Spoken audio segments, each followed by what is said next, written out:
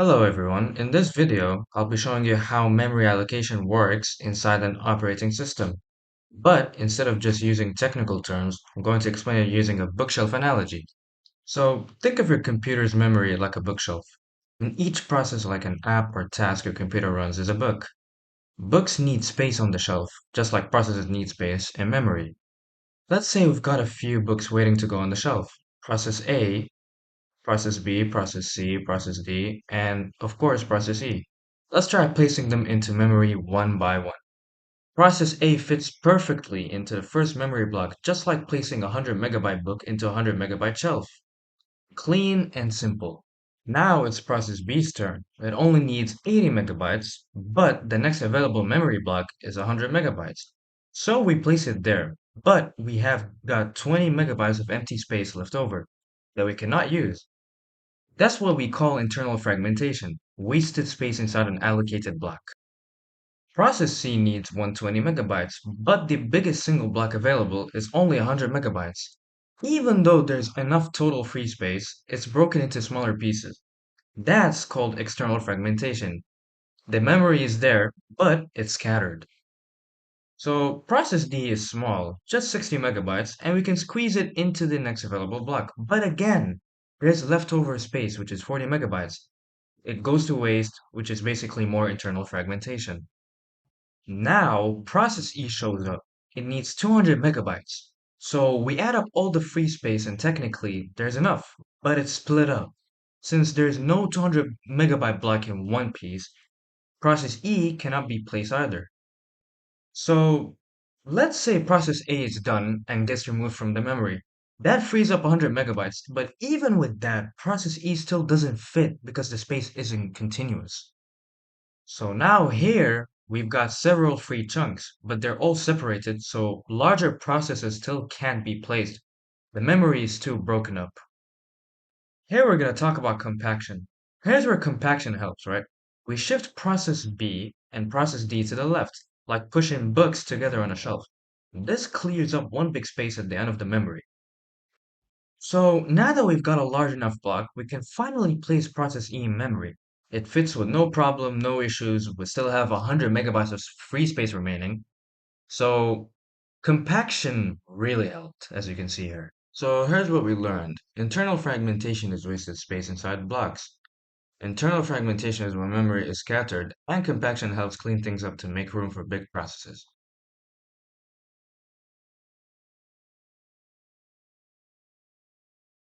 Hello everyone, this is Sharif Asnain Alvi. Today I'm going to explain the important task done by the operating system, which is the memory allocation.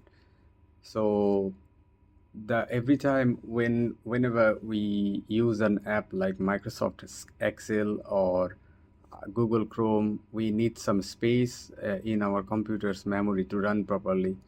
The operating system actually decides how to give the space, how much it's needed, and where to put this. This entire process is called as the memory allocation. So, what is the segmentation memory allocation? This is a part of the memory allocation. Basically, there are two parts of memory allocation. One is the paging, another is the segmentation. So the segmentation, this one is a bit smarter type of memory allocation.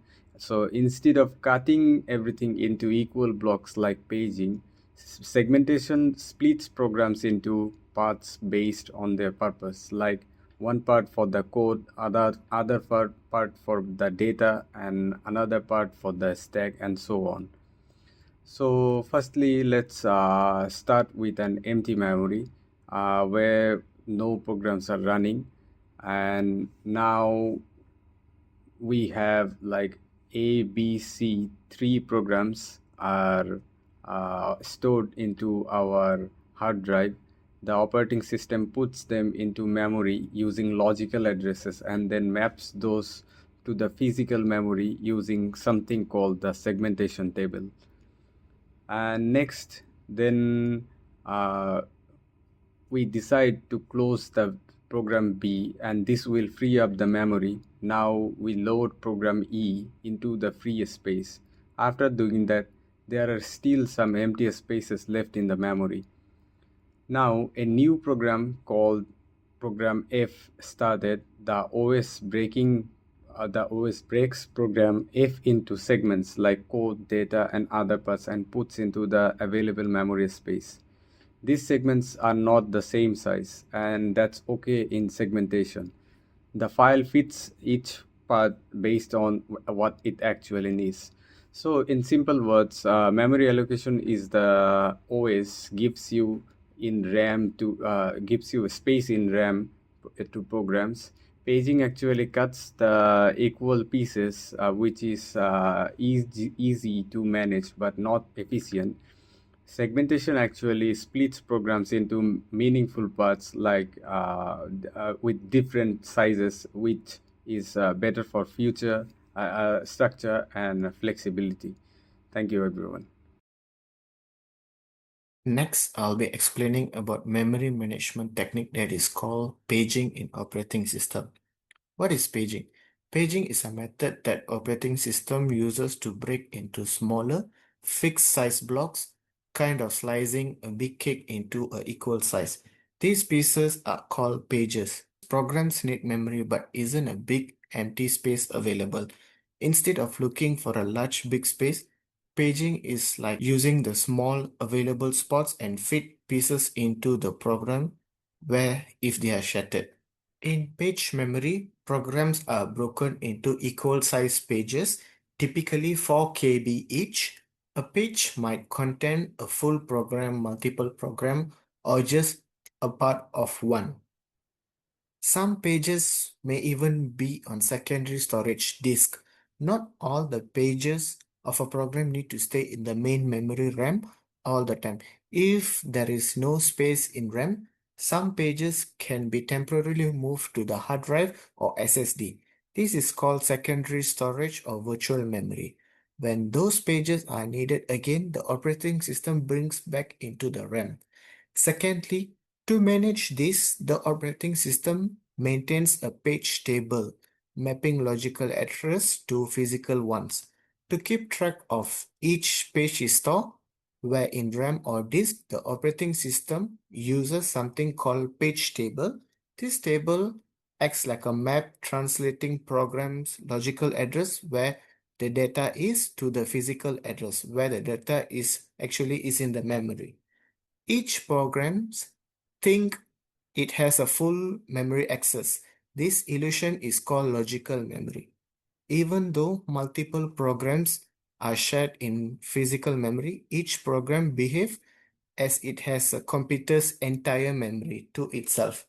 This provided by the operating system and known as logical memory or virtual address space.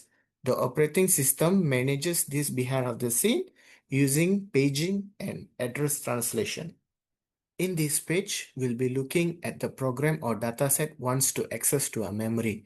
It may be loaded with fragmented state on pages that are paged out, move out to the disk and make a room. When needed, again, they are paged back in. This technique using secondary storage to extend RAM, it is called virtual memory. In short, paging breaks program into small pieces and put them wherever space is available. Just like putting a book chapters wherever there's a book on its shelf.